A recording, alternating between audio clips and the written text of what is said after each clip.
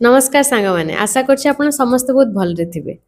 आमर हिंदू धर्म रे विभिन्न पर्वपर्वाणी थाए एवं विभिन्न पूजा मध्य थाए आ लोक माने सेही पर्वपर्वाणी और पूजा को अति सुंदर भाबे एवं आजिकली तो आडंबर सब जिनस हे गलानी तेणु आडंबर रे मध्य बहुत जिनस मनांती किंतु लोक माने एटा भूली जानती जे आमे खाली कोन पूजा पर्व पालन करदेले आमर धर्मटा पूर्ण हो जीवो।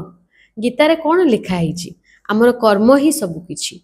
आमे जदि कर्मटा खराब करथुबा किंतु खाली पूजा पाठरे मग्न रहिथिबा कौन आमको भल जिनस हबा आम सांगे रे कौन केबे भल घटिबो। जदि मु मोर चारिकड़ परिवेश को नष्ट करुथिबी, जदि मु लोकंक सांगे रे खराब व्यवहार करुथिबी, जदि मु अन्य मानंकु तिरस्कार करुथिबी कौन एटा केबे संभव जे मो सांगे रे भल घटिबो। केबे बध्य नुह।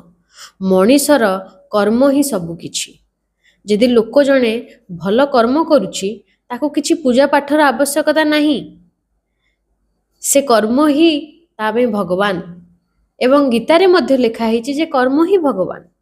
तेणु आपण को प्रकार मनीष आपणकर हृदय को प्रकार सेटा ही आपणकर भविष्य डिसाइड करिवो। सेटा ही आपण को भल आड़कू कि खराब आड़कू नब।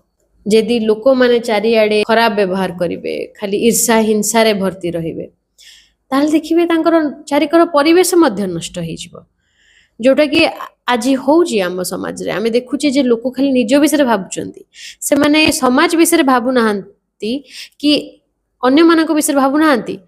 गोटे लोक तार पड़िसा विषय भाबुनी कि तार समाज रे लोकटा केमती भलरे चलिबो सेटा भाबुनी, से खाली निज विषय भाबुची कौन मु भलरे अच्छी तो कौन मो पिला छुआ भलरे अछंती तो ताले मोर अन्य मानक संगे किछि लेना देना नहीं। जा जोगु आम चारिकड़ परिवेशटा नष्ट होउची। रास्ता खराब थिले मध्य केई स्वर उत्तोलन करू नाहंती, कहीं मु तो गाड़ी रे जाउची ना, मोर कोन जाउची, किंतु अरे तमे भी सेही हम्स ऊपर सेही गाड़ीटा ढुकुडु चुकुडु जो होउची तमरो भी गाड़ी होउची धुकुडु। कहिबार अर्थ होउची जे आमे जदि भाबिबा जे खाली मु भलरे रही गले हबो, सेमती हुए ना। समाज को मध्य भलरे चलियाक पड़िबो। मो चारिकड़ परिवेश जदि भल रहिबनी मु एकुटिया निज विषय भाबी किछि लाभ नाही, काहे मते से समाज चलियार अछि मते से परिवेश रे चलियार अछि। तेणु आसंतु आमे ए जिंस भाबिबा जे प्रथम गोटे भल मनीष हबा। खाली पूजा पाठ करदेले लाभ नाही जेपंत भितरु से ट्रांसफॉर्मेशन टा आसीनी। बंदे उत्कल जननी। जय जगन्नाथ।